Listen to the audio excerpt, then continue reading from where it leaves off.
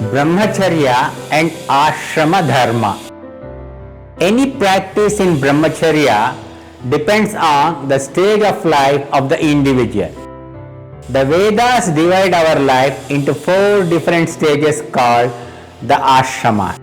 They are Brahmacharya Ashrama, Grihastha Vanaprastha Ashrama and Sannyasa Ashrama. Brahmacharya Ashrama is a stage of being a student. The first stage traditionally used to the period of living with the Guru as a student, that is Brahmachari, and learning scriptures as well as the practical skills necessary for life. Brahmacharya literally means walking in Brahman or towards Brahman.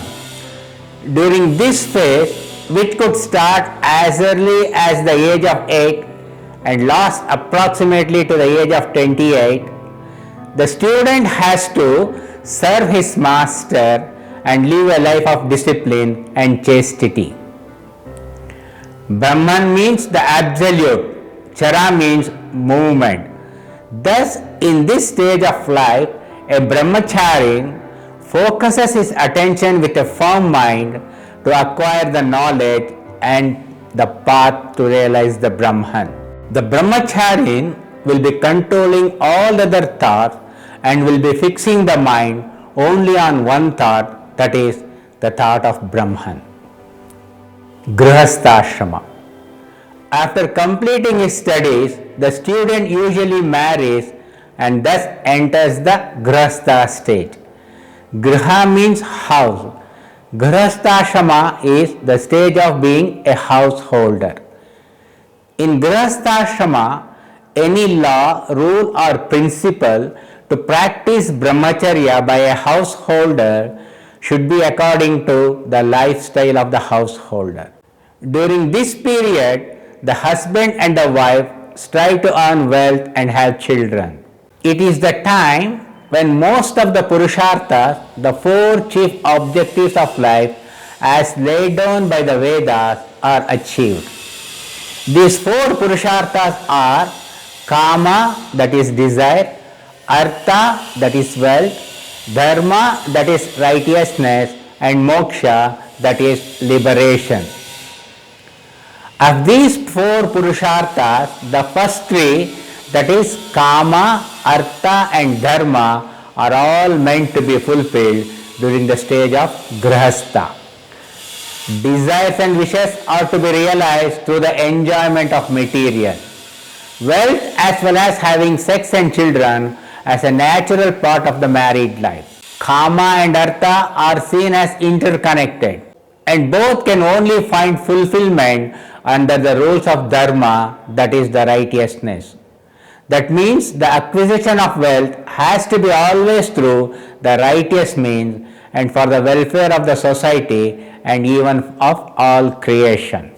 Therefore, the duties of the householder include a variety of prayer, sacrifices and rituals, a lot of social service such as hospitality, feeding the poor, charity, protecting the weak and powerless, etc. This makes clear that accumulating and enjoying wealth are not the main objectives of this period of Grihastha. In this state, the attraction of being wealthy is more in being able to give gifts and help those in need. The householder's duty is to acquire a certain amount of wealth, at least enough to take care of his family. But being wealthy mainly means extra opportunities for sacrifice and charity, thus creating a good karma for the giver. Yet enjoyment is certainly not despised but as a legitimate part of life.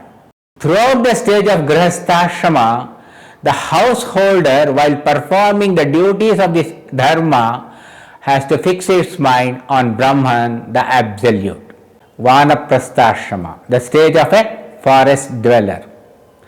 The next stage as described by the Vedas is Vanaprastha. After having discharged their family duties, the husband and the wife go to the forest to dedicate themselves to their sadhana, the spiritual practice. This could lead to the final stage of sannyasa, that is the renunciation. Sannyasashrama, the stage of renunciation. With the consent of his wife, the husband can become a sannyasin and give up all worldly property and attachment to prepare himself for shedding his body and becoming one with the divine. All the other goals such as fulfillment of desire, wealth and righteousness are abandoned at this stage to realize the fourth and the final stage, that is moksha, the liberation from the cycle of birth and death.